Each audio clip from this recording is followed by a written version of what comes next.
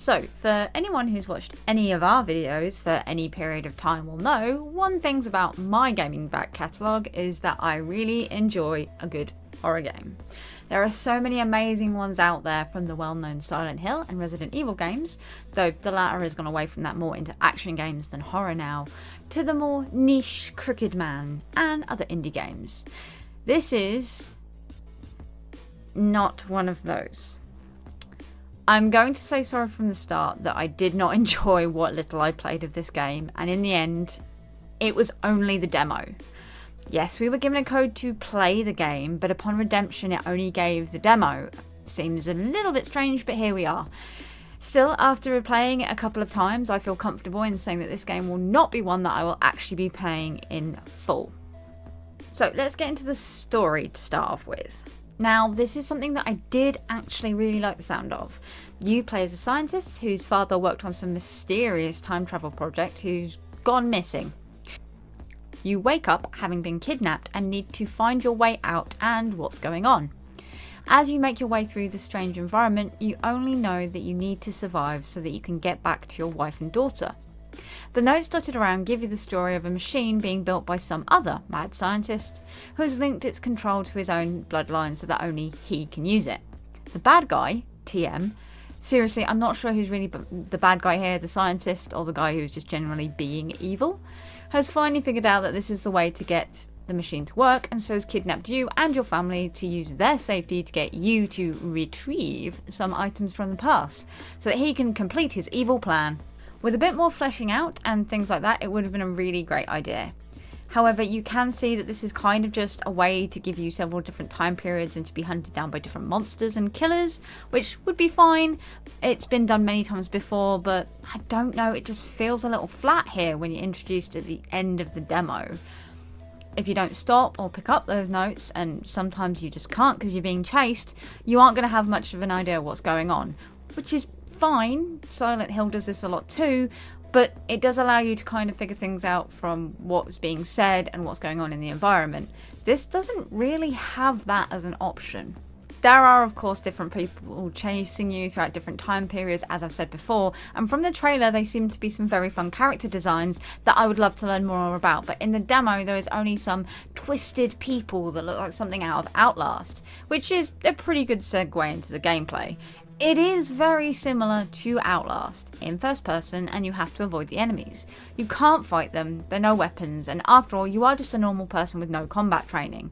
Why would you suddenly be subject to head-on collisions and able to fight with A-grade style? I just don't know. In retrospect, this should have been the first thing that we knew was wrong with James Sunderland in Silent Hill 2, but that's not the point of this video. I'm aware I keep going back to Silent Hill. No. Our protagonist can run, jump, hide and climb to escape and find items that are required for him to survive. Mostly the controls are simple and work mostly well together, but the main issue that I had is everything which isn't running or jumping is controlled by the same button, E. The issue with this is everything but jump being controlled by the E button is that sometimes I forgot that the jump button wasn't the E button and died several times in the most frustrating ways. I'm not sure if the simplistic controls helped or hindered, but it was a bit of a curve as I'm so used to pressing different buttons for different things. So overall, I've not got much to say about this other than it was pretty easy to adapt to very quickly. There is the typical thing in this game that most players seem to hate, which I've got no problem with, which is the yellow markings. If you ever get lost and can't figure out things, there will be a yellow marker or paint to be able to help you locate things, items, routes, all that kind of thing. I really understand why some people hate being handheld, but it's never really bothered me. As someone who gets lost regularly, it's pretty useful and was especially useful in this demo. You see, I did run into some really bad bugs on this game. If you die in a certain spot, which is in the air vents in the demo, when you respawn, you can't move, you can't get out, you can't do anything, and you're just bugged there and have to reload to an earlier save point. It was really frustrating and annoying, so sometimes looking for those yellow markings gives you an alternative route, which honestly was a godsend. It meant that I could actually continue, but I had to make sure not to die before getting into an auto spot save point. Otherwise, I would be back there and get killed again, and it would just go on and on and on in a terrible cycle. When you pick up an item that's part of a puzzle, they will have a purple glow, and it really, really stands out. This was an interesting take, and it did make things very jarring when I was walking across a balcony and there was suddenly a bright purple statue that I had no idea what to do things with yet. I understand why it's there to help people figure things out, but certain things are pretty obvious from a gaming standpoint. While playing this game, I needed to pause to get a delivery in. After all, I'm a gamer and we are regularly known for never actually going out to get our own shopping. It's not the case, I do a weekly shop like everybody else, but you know, let's stick with the theme, shall we? And I pressed the menu button. This did not stop the enemies from killing me, which is fine. I just thought the menu button was the pause button. Which, again, frustrated, soft lock, annoyed, previous mentioned bug, all involved, very, very annoying, frustrating. I know I've used those words a lot, but it really was. I know some people have problems with this kind of thing, but it's an accessibility issue, which is something that is really important and something that I don't think a lot of people understand. At any point, you can join the disabled community in your life. I was perfectly healthy up until the age of 26.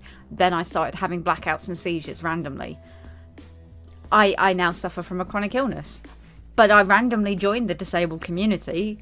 That could happen to you too. So having these things worked into gaming is really important because, again, anyone can join this particular community. Not to mention there's the fact that parents that have kids and other personal issues, a pause button's a really simple thing. I know, I understand. It's a small ask, but it's an accessibility option that makes things just massively improved.